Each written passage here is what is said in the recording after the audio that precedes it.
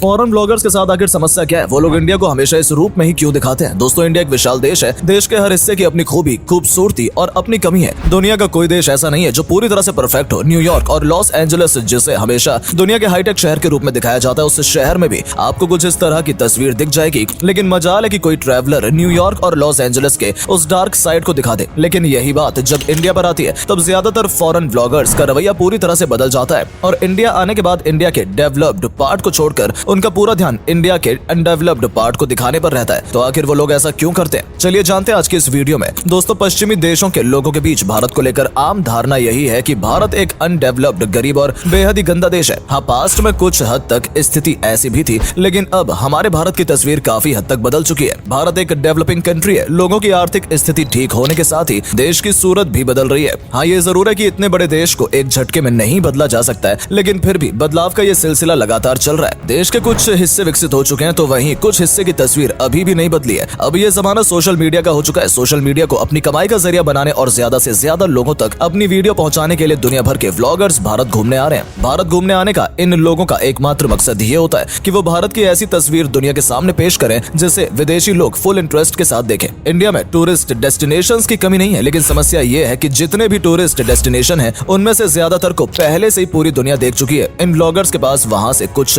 नया दिखाने के लिए बचा नहीं है। ताजमहल हो, गेटवे ऑफ इंडिया हो या फिर दिल्ली का लाल किला, इन सभी चीजों को पूरी दुनिया सालों से देखती आ रही है। इसलिए अब उन लोगों को इंडिया के बारे में देखने के लिए कुछ नया चीज चाहिए। सोशल मीडिया के आने से पहले भी भारत को लेकर पश्चिमी देश के लोगों की यही मान्यता थी कि भारत गरीब और काफी गंदा देश है। भारत को लेकर पश्चिमी देशों का मन में एक स्टीरियोटिपिकल इमेज बन चुकी है। अब जब लोगों को वही चीज देखने को मिले जो पहले तस्वीर में उनके मन में हो, तो ऐसी चीज देखकर लोगों को कुछ ज्यादा ही मजा आता है। वो पूरी दिलचस्पी के साथ ऐसी चीजों को देखते हैं और खूब सारे कमेंट वगैरह भी किए जाते हैं। एंड ब्लॉगर्स को तो बस यही चाहिए, उन्हें बस ऐसे कंटेंट बनाने होते हैं जो ज्यादा से ज्यादा लोगों को अट्रैक्ट कर सके। अब उससे इन्हें बिल्कुल भी मतलब नहीं होता कि उनका कंटेंट किसी देश को बदनाम कर रहा है या अपनी वीडियो में वो पूरी तरह पक्षपाती होकर किसी खास शहर के सिर्फ नेगेटिव साइड्स को दिखाते हैं। विदेश से इंडिया घूमने आने वाले आजकल के ज्यादातर व्लॉगर्स का फोकस इंडियन स्ट्रीट लाइफ पर ही होता है, और वो भी ऐसे इलाके का पहले जो गरीबी की मार झेल रहा हो। ये व्लॉगर्स शहर के उन इलाकों में घूमने नहीं जाते हैं जहाँ सब कुछ नॉर्मल है और लोगों का लिविंग स्टैंडर्ड भी ठीक ठाक है। किसी भी शहर का मेजॉरिटी ऑफ पार्ट ऐसा ही होता है, लेकिन ये लोग मेजॉरिटी को पूरी तरह से नजरअंदाज करके शहर के उस छोटे से हिस्से को दिखाते हैं जो पश्चिमी देशों के इंडिया के बारे में मानसिकता को पूरी करती हो। इंडिया आने के बाद ये लोग अपनी वीडियो में कूड़े कचरे का ढेर जरूर दिखाएंगे और वो इसे इस तरह से पेश करेंगे कि जैसे इंडिया में कदम कदम पर ही आपको कूड़े का ढेर दिख जाएगा। गायों को तो ये लोग इस तरह से दिखाते हैं जैसे कि उन्हें कोई अजूबा जानवर दिख गया हो। हाँ, ये ठीक है कि इंडिया में गाय को पवित्र और पूजनीय माना जाता है, लेकिन इसका ये मतलब बिल्कुल नहीं है कि आप कूड़े के ढेर से सड़े हुए फल खाती हुई कुछ गायों को दिखाकर ये बताने लगे कि इंडिया में सारी गाय ऐसी ही रहती हैं। अगर इन्हें गाय दिखानी ही हो तो ये किसी गौशाला में जाकर भी गायों को दिखा सकते हैं या फिर किसी किसान के यहाँ जाकर भी ये दुनिया को दिखा सकते हैं कि इंडिया में गाय को कितने प्यार से पाला जाता है। लेकिन इन व्लॉगर्स को तो इससे बिल्कुल भी मतलब है ही नहीं कि असल में इंडिया में चल क्या रहा है। इन्हें तो बस वो दिखाना है जो पश्चिमी देशों के नैरो माइंडेड लोग देखना चाहते हैं। कूड़े कचरे के ढेर और वहाँ मंडराती गायों को दिखाने के अलावा ये लोग अपनी वीडियो में ऐसे गंदे नाले भी जरूर दिखाएंगे जो आपको अपने शहरों में भी ज्यादा शायद ही कहीं पर देखने को कभी नहीं मिलेंगे। इंडियन स्ट्रीट फूड्स पूरी दुनिया में काफी मशहूर है, लेकिन ये व्लॉगर्स इसे भी बदनाम करने से पीछे नहीं हटते। वैसे ये बात तो खैर हमें भी माननी पड़ेगी कि most of the street food vendors proper hygiene का ख्याल नहीं रखते हैं। हम इंडियंस बचपन से ही अनहाइजेनिक स्ट्रीट फूड्स खाने के आदी हो चुके हैं, इसलिए हमारा डाइजेस्टिव सिस्टम इसे आसानी से डाइजेस्ट कर लेता है। लेकिन ये विदेशी लोग काफी नाजुक होते हैं, तो वो अगर ये स्ट्रीट फूड्स खा लें तो उनके बीमार पड़ने की संभावना भी बढ़ जाती है। तो यहाँ मैं कुछ नहीं बोलूंगा। हाँ, लेकिन मैं इतना जरूर कहूंगा कि इंडियन फूड्स सिर्फ स्ट्रीट तक ही सीमित नहीं है। इंडिया के हर शहर में आपको दर्जनों टॉप क्लास रेस्टोरेंट मिल जाएंगे जहाँ एक से बढ़कर एक खाने की सारी चीजें मिलती हैं। तो अगर आप सचमुच सिर्फ इंडियन फूड्स ट्राई करना चाहते हैं तो आप इन रेस्टोरेंट में जाकर भी ऐसा कर सकते हैं। लेकिन रेस्टोरेंट में जाकर खाने पर आपके कंटेंट के लिए वो मसाला कहाँ से मिलेगा जिससे आपकी ऑडियंस ये कह सके कि इंडिया सचमुच कितना गंदा है। दोस्तों, मैं ये नहीं कह रहा हूँ कि इन विदेशी लोगों को इंडिया की ये सारी चीजें नहीं दिखानी चाहिए। अरे ये लोग दिखाएं, इन्हें जो भी दिखाना है दिल खोलकर दिखाएं, लेकिन हमें इससे समस्या इस बात की है कि ये किसी शहर के 10% हिस्से को दिखाकर इस तरह से प्रेजेंट करते हैं जैसे कि ये पूरी इंडिया की तस्वीर हो। इंडिया में रहने वाले लोग तो इस सच्चाई को समझते हैं, लेकिन विदेश में रहने वाले आम लोगों तक जब ये वीडियो पहुंचती है तब उन्हें नहीं पता कि ये वीडियो बनाने वाले व्लॉगर्स ने इंडिया के कितने प्रतिशत हिस्से को कवर किया है। उस वीडियो में उन्हें जो नजर आता है वो बस उसे ही इंडिया मान लेते हैं और उस 10 मिनट के वीडियो को देखकर उनके मन में इंडिया का खराब इमेज बन जाता है। अगर आप पब्लिक रिएक्शन वाले वीडियोस देखें